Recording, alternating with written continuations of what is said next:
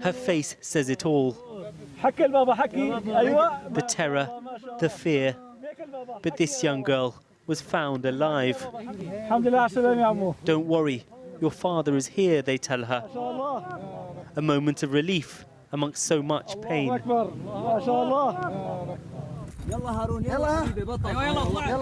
The White Helmets rescue teams worked throughout the night.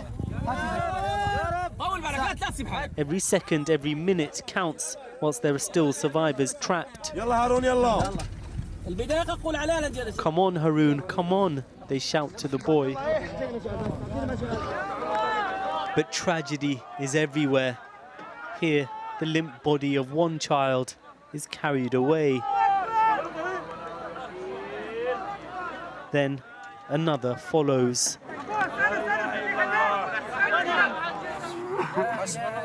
The pain is hard to watch, even harder to bear.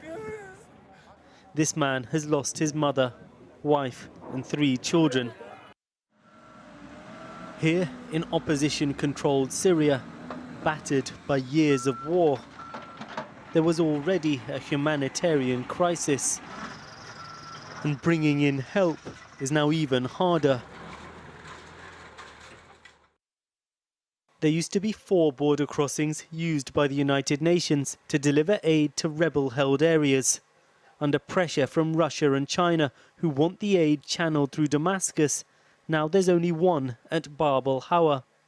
This earthquake has left it badly damaged. We have to remember the Syria crisis had been going on for 12 years, and people feel that they had been forgotten. Contributions from countries to be able to help them and bring relief to them is not as much as before, while the humanitarian needs are growing. So there's a huge gap. And I think this is a moment where the international community could come together, put politics aside, and try to bring in as much relief and aid to all those affected by this devastating earthquake, on top of all the crises that people had been going through. Bashir Al-Assad's regime has often been accused of holding back aid from his opponents.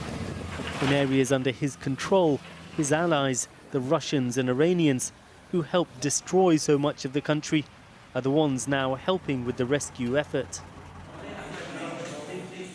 Across the front line, the hospitals in rebel areas that once struggled to cope with the aftermath of airstrikes are now being stretched to their limits by this earthquake. This woman, sat next to her grandson, says 20 of her relatives remain under the rubble. Half of the buildings in their town were razed to the ground. Rescue and recovery missions will continue into the night again. Some 4 million people live in opposition-controlled Syria. Many fled here from other parts of the country. Death and destruction have followed close behind. Well, joining me now is Angela Carney, who is UNICEF's representative in Aleppo in Syria. Thank you very much indeed for joining us. What can you do to try and ensure that the distribution of aid in Syria is not affected by the divisions that are in that country and have been playing out in a decade of war?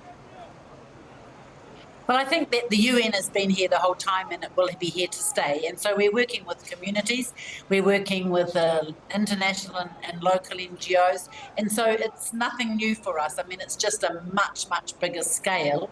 And so we spent yesterday, the first day after the earthquake, absolutely doing an assessment into the communities with our partners to look at what are the needs and make sure that we have the right people. Of course, for us, it's very much children and families. So we want to guarantee that what we started delivering today was to the right people, to the most vulnerable, to those most affected. And we believe that our systems are robust enough so that we can make sure that we get to the most affected population when we have access.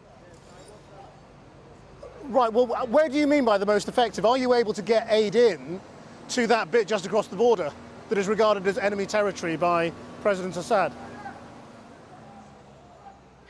At the moment, I'm just working out of the Damascus as the representative there, and based in Aleppo, I happen to be here. There are lots of political discussions going on at another level. Right now, there had been a lot of, my understanding is there was a lot of supplies already in northwest Syria, pre-positioned, so those are the ones that are being distributed as needs are being assessed today. So there was a lot of pre-positioned supplies there. Of course, they need to be replenished, and those are the political discussions that are not part of what I'm doing here. I'm here for the humanitarian assistance, to lead our team, to be supportive with the other United Nations, to make sure that we do what our work is, which is humanitarian. And what is happening to the flow of refugees? Because obviously there are huge numbers of refugees on this side of the border. I mean, has that stopped, or does it need to reopen because things are so bad? I think it's just very early days. It's 48 hours since the earthquake, and so there is a lot of discussion that's going on, and of course the United Nations High Commission for Refugees leads those discussions. We haven't seen a massive number of people leaving Aleppo city or the other surrounding areas. Rather, they are leaving their homes that are destroyed, apartment blocks that are destroyed, and seeking refuge in schools and mosques and churches, and that's where we're focusing our work, making sure that those families who are really displaced, and the children are bewildered. It's really frightening times. The aftershocks, as you know, keep on coming. And so what we're doing is trying to provide the emergency aid that we have available to us, and at the same time buying more locally, getting more across into Syria as we speak. I mean, we are obviously seeing a lot less in terms of television pictures coming out of Syria. You're looking at Turkey and Syria. How do they compare? How bad is it there? So in Aleppo, the images are quite different. It was actually apartment blocks and just apartment buildings in certain blocks. It's not the whole city of Aleppo like it does look like in many of those areas of Turkey.